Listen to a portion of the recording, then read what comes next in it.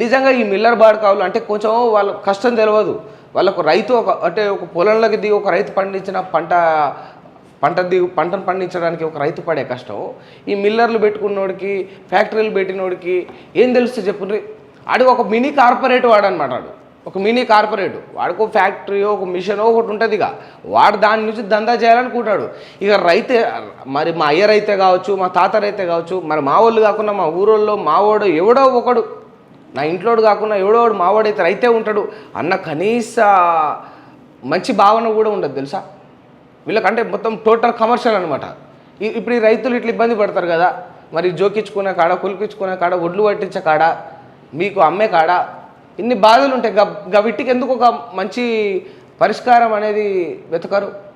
ఎందుకు వెతకరు చెప్పుండ్రు? అసలు ఏం పాపం చేశారు నిజంగా? అసలు రైతుల సమస్యలు పూర్తిగా తీరినా చిన్న చిన్నవి వీళ్ళ అండర్లో ఉండేటివే.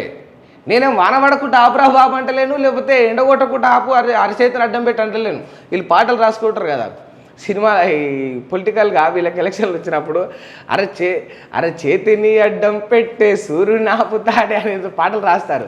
అగో అట్లాంటివి చేయమంటలేను. మరి ఆ పాటలలో చెప్పారు, మరి మీరు చేస్తారా లేదా నాకు తెలియదు. అవి కూడా మేము కోరుతలేం కదా.